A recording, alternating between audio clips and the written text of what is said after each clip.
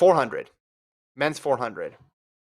This is going to be close. We got this email. It was when Lincoln was co-hosting about how you guys were basically disregarding, or Lincoln probably in particular, the 400-meter field, and in particular, Stephen Gardiner. And I agree with this emailer here, because when you actually dig into Stephen Gardiner's, you don't have to dig very far into Stephen Gardiner's resume to see, oh man, this guy has basically matched everything that Michael Norman has done. He's got a good 200 PB.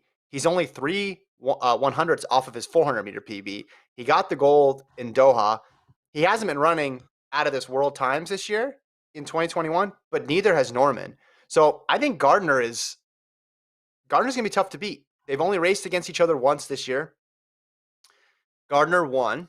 That was that race in Hungary when Norman finished third to Gardiner and Bryce Deadman. So far from a lock here. I would probably still pick Michael Norman just because I feel like he's got another level to go up.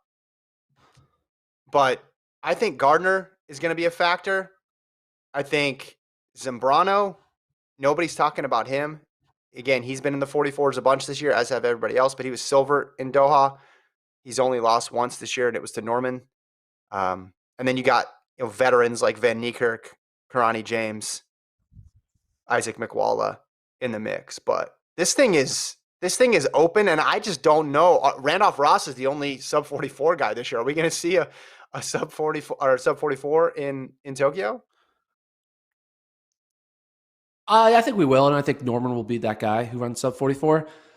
To the disrespect of Gardner, the supposedly disrespect of Gardner, he won in 2019. He beat Norman head to head in Europe. Here's the thing. Yeah. All right. Beating Norman in 2019 means nothing. Norman was hurt. Right. So cool. Well, he didn't make the final. He's just saying he won gold. He won gold in 2019. He won gold, but like that wasn't about beating Norman. But like, I'm not going to hold that. I'm not going to hold that against Norman because he was hurt. So, and then the loss that he took in Europe after the trials, he also lost to Bryce Deadman, who he smoked at the trials. And a lot of those Americans were there for one thing and one thing only. It wasn't to run track and field. It wasn't to throw track and field. It was to collect a check. And you just got to show up and go through the motions. Now, again, the pros, they're going to put an effort in there. But, like, I feel like that entire track meet is like, the last week before the NBA playoffs. Yeah, you're still going to go and try to get your 20 points or whatever, your 10 rebounds, but you don't really give a shit if you lose. You just are there to collect your check. And I think we can say this about Clayton Murphy with the way he performed in Europe. I don't think that really is indicative of how he's going to perform at the Olympics. And I think you could say the same for a lot of these sprinters, especially Norman. That third place to me was just got off a plane. I'm here. Cool. I just don't want to get hurt. I'm not going to push myself. I know what I can do. Yeah, but Bryce Deadman just got off the plane too. I mean, Bryce Deadman just got off the plane. Yeah, but Bryce Deadman had a lot more reason to prove himself. Bryce Deadman got off a plane after not making the Olympic team. That's a little different from the guy getting off the plane after making an Olympic team. Kate Grace didn't make the Olympic. Kate Grace would not have run. Sorry, Kate Grace would not have run 158s and 157s if she made the Olympic team. She would not have done that. Norman just always seems locked into me, though. I don't think he's a guy to do a throwaway race. All I'm saying with Gardiner is I think he's equal to Norman at this point. We speak of Norman. I'm 100% guilty of this. I'm not putting this on you, or I'm not putting this on Lincoln. We speak as if Norman is the shoe-in for this, and it's not true. And maybe if he ran a couple tenths faster at trials, it would look a little bit different, because when you go in with a 43.8 as opposed to a 44 low, our mind just immediately puts way more stock in that, for probably unnecessarily so. But Gardiner's proven himself over the last several years that he's always in the, like, going back to 17, he was silver to Van Niekerk in 17. We don't remember that because all we talked about was Van Niekerk's double. And then we go to 19 and all we talk about is Norman's injury. Meanwhile, he's just been steadily piling up the medals and piling up the fast times and doing it consistently. And from an American perspective, obviously, we've been following Norman since the trials in 2016, Since perhaps high even before school. that Yeah. as a high schooler. So I see why that's where it went.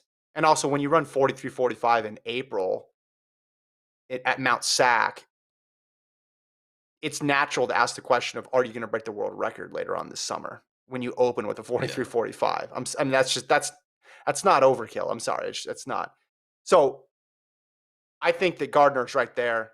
I think Norman's going to be, I think Norman can win.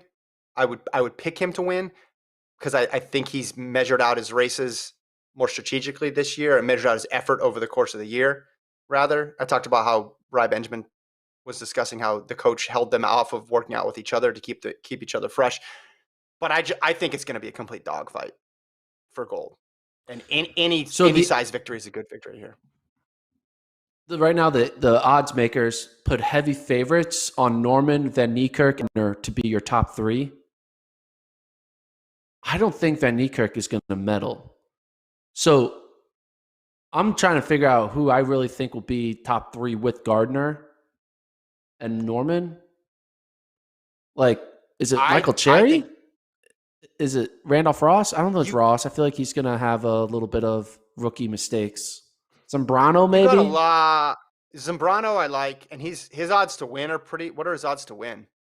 Plus 1,800. Yeah. Again, if I was a betting man, which you're the betting man here, not me, plus 1,800 on a guy he's been really solid. If you go and look at his record, I think you just have so many low 44 guys this season in there, mid to low 44 guys in there that it's tough. I guess I would say, Norman, Gardiner, Zambrano would be my trio. I mean, Van Niekerk though could factor in. I think he'll be on the outside of that. Cherry's been solid.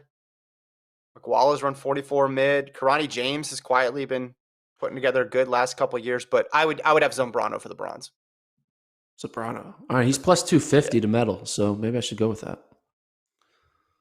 Plus, I don't know. I plan, for those listening, I plan on announcing my picks at the end of every podcast going into. So at the end of this podcast, I'll announce my day one official bets that I'll be placing. And then I'll do that every podcast. So you guys can know where I might be losing all my money for and cheer against it. This event and the next event that we're going to talk about, the 800, have the greatest possibility of an entirely different top three than you anticipate. Yeah. I think because all it takes is one injury or one issue and then a couple underperformances. And we just haven't seen the huge breakout, the separation